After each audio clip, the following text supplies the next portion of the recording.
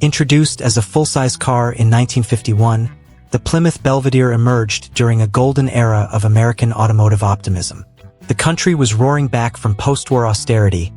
Highways were being laid out like veins across a new industrial heart, and every family wanted something with chrome that gleamed under the sun.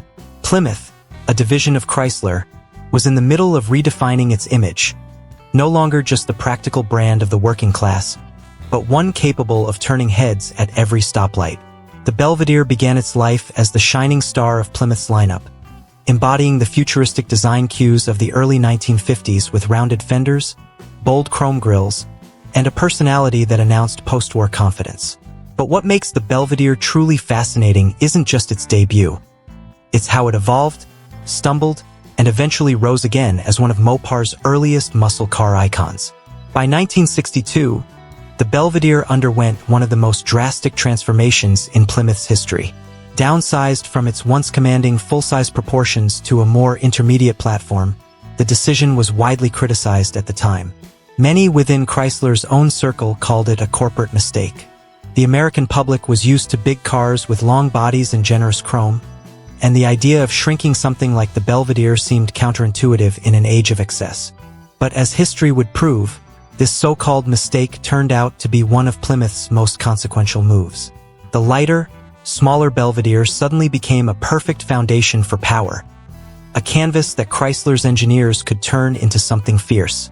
By the time the Max Wedge V8 arrived, pumping up to 425 horsepower, the Belvedere had transitioned from family car to street beast. It was no longer a polished cruiser. It was a machine built for the quarter mile.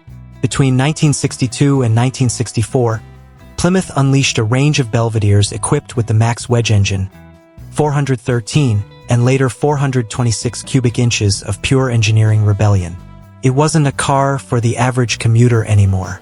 It was a car for the bold, for those who measured life in seconds and miles per hour. And it became one of the cornerstones of Mopar's performance legacy. Chrysler's engineering division had found a way to inject racing pedigree into a mid-size street car. And while the general public didn't yet know it, the muscle car era was being born in the garages and drag strips of America. The Belvedere was at the front line of that revolution. Then came 1966, a pivotal year not just for Plymouth but for muscle cars as a whole. The legendary 426 cubic inch Hemi engine, the elephant motor, as it was affectionately called, became available as an option in the Belvedere lineup. The Hemi name carried mythic weight even then. With its hemispherical combustion chambers, it was designed not for everyday comfort but for uncompromising performance. It wasn't an engine. It was a declaration. Those who ordered it knew what they were getting. The same kind of raw, ground-pounding energy that dominated NASCAR tracks and drag strips. The 426 Hemi transformed the Belvedere into something extraordinary. A sleeper that could humble far more expensive cars and leave a lasting impression with just the sound of its idle. Yet, despite its achievements, the Belvedere often finds itself overshadowed by its more flamboyant Mopar siblings, the Roadrunner, the GTX, and later, the Super B. Those cars carried catchier names and bolder marketing campaigns, but at their core, they owed much of their DNA to the Belvedere. It was the car that paved the way. And when you encounter a rare Belvedere fitted with a factory 426 Hemi, you're not just looking at another muscle car. You're staring at a turning point in Chrysler's history. It's a car that quietly changed the direction of American performance culture. The 1967 Belvedere two-door sedan that stands before us is one of those rare, time-warp survivors. A car so rare that even the most seasoned collectors pause when they see it. Chrysler built only 1,280 Hemi-equipped vehicles in 1967, and Plymouth accounted for 815 of them. Most of those were GTX models, freshly introduced that year to capitalize on the booming muscle car trend. That left just a handful of Hemi Belvederes, a mere 71 units, according to the production records that collectors and historians now guard like sacred scrolls. Of those, 55 were RO23 superstock cars built for drag racing, stripped of creature comforts and destined to spend their lives roaring down quarter-mile strips. That leaves only 16 genuine street-spec Hemi Belvederes in existence, and among those, just 4 were built as the humble Belvedere I two-door sedans. The car featured here is one of those four, and it's the only one finished in this exact red color combination, making it truly one of one in the world. The story of this particular Belvedere is as fascinating as the car itself. At first glance, you might assume it's a beautifully restored example, polished to perfection by some meticulous restorer. But look closer, and you'll find something even more extraordinary. This car is an unrestored survivor. It has never been taken apart, never subjected to a full restoration, and yet it stands today as if time itself chose to preserve it.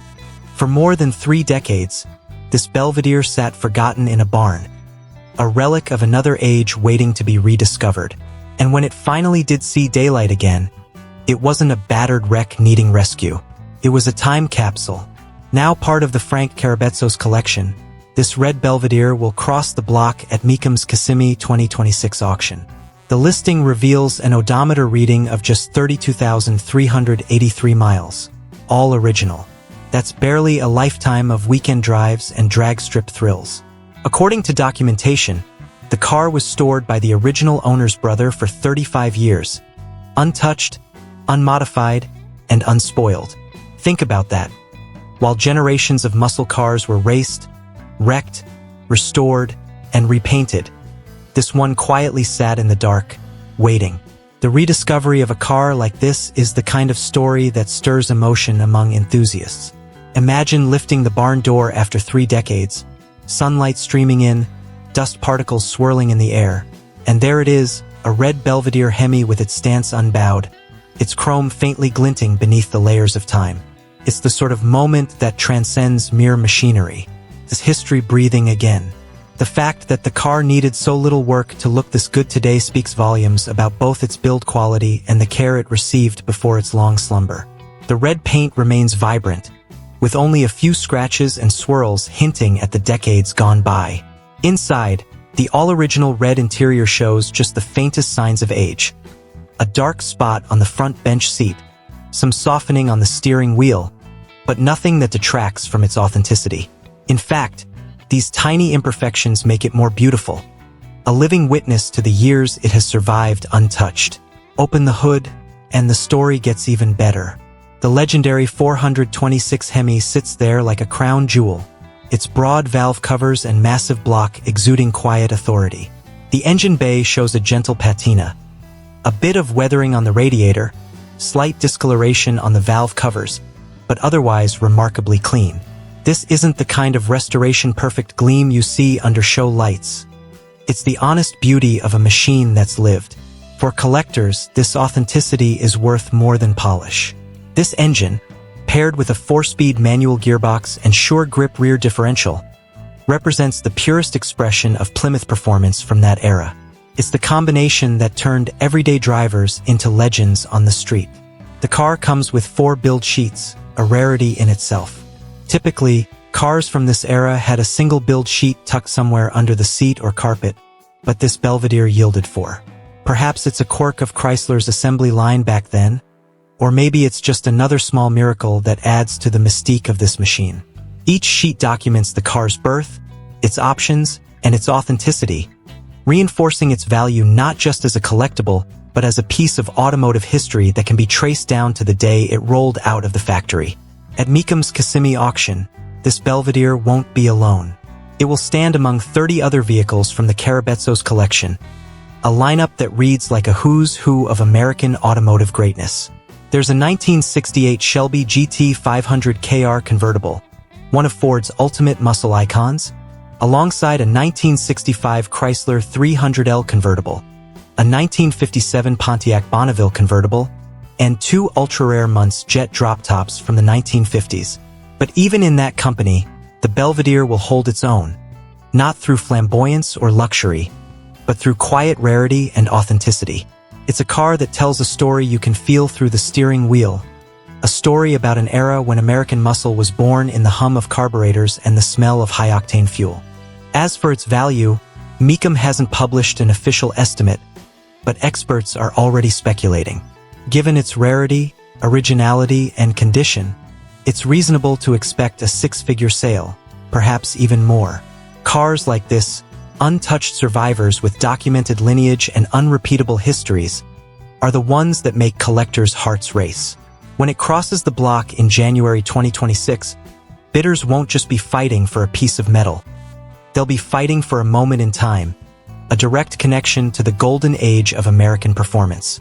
The beauty of the Belvedere story is that it reminds us of something essential about classic cars.